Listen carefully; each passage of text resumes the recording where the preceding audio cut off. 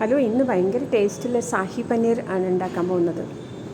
സാഹി പനീർ എളുപ്പമാണ് ഉണ്ടാക്കാൻ. നമ്മൾ റെസ്റ്റോറൻറ്റിലൊക്കെ വാങ്ങി കഴിക്കുമ്പോഴുള്ള ടേസ്റ്റ് ഉണ്ടല്ലോ, സെയിം ടേസ്റ്റ് തന്നെ കിട്ടും ഇതിന്. എന്തായാലും നിങ്ങളൊന്ന് ഉണ്ടാക്കി നോക്കൂ, നല്ല ടേസ്റ്റാണ്. കാണുമ്പോൾ തന്നെ കണ്ടോ, നല്ല യമ്മി യമ്മി അല്ലേ. വേറെ ഒന്നുമില്ല, ഇതിനകത്ത് നമ്മൾ സാധാരണ ചെയ്യുന്ന പോലെ തന്നെ കടായിനകത്ത്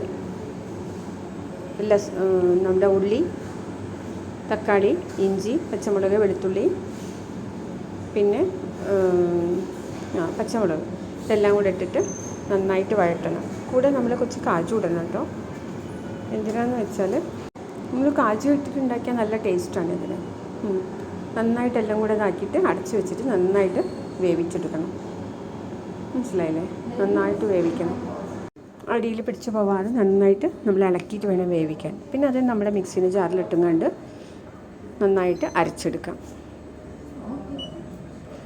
അരയ്ക്കുന്ന സമയത്ത് കുറച്ച് നെയ്യ് ഇടണം കേട്ടോ അതിനകത്ത്. എന്നാലാണ് അതാണ് അതിൻ്റെ ടേസ്റ്റ്. നമ്മളെ കട്ട തൈര് ഇല്ലേ, അത് തൈര്.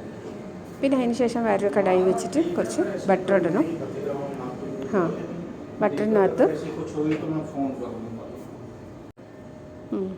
ഒരു കടായി വെച്ചിട്ട് ബട്ടർ ഇട്ടിട്ട് അതിനകത്ത് നമ്മുടെ മഞ്ഞൾ, ജീരകം, പിന്നെ നമ്മുടെ ഗരം മസാലകളെല്ലാം നമുക്ക് എന്തൊക്കെയാണ് വേണ്ടതെന്ന് വെച്ചാൽ അത്, പിന്നെ കുറച്ച് മല്ലിപ്പൊടി, മുളക് പൊടി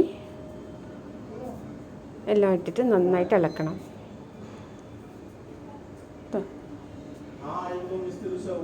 അതിനകത്ത് നമ്മൾ അരച്ച് വെച്ചിട്ടുള്ള നമ്മുടെ മസാല ചേർക്കണം അതിനകത്ത്. കുറച്ച് വെള്ളത്തോടു കൂടി ചേർക്കണം. അധികം വെള്ളം ആവാനും പാടില്ല, കുറച്ച് വെള്ളത്തോടു കൂടി ചേർക്കണം. നന്നായി ഇളകി വരുമ്പോഴത്തെ ആവശ്യത്തിനുള്ള ഉപ്പിടണം. ഒന്ന് തിളച്ചൊന്നതായി വരുമ്പോഴത്തേക്ക് അതിനകത്തേക്ക് നമ്മൾ മുറിച്ച് വെച്ചിട്ടുള്ള പനീർ ഇടണം. പനീർ ഇട്ടതിന് ശേഷം കുറച്ചും കൂടെ വെള്ളം ഒഴിച്ചിട്ട് അത് അടച്ചു വയ്ക്കണം.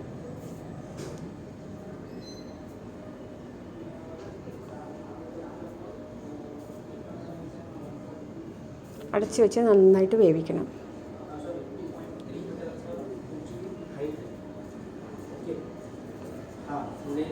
പിന്നെ അതിന് ശേഷം നമ്മൾ അതിനകത്ത് മല്ലിച്ചപ്പ് ഇടുകയാണ് ചെയ്യുന്നത്.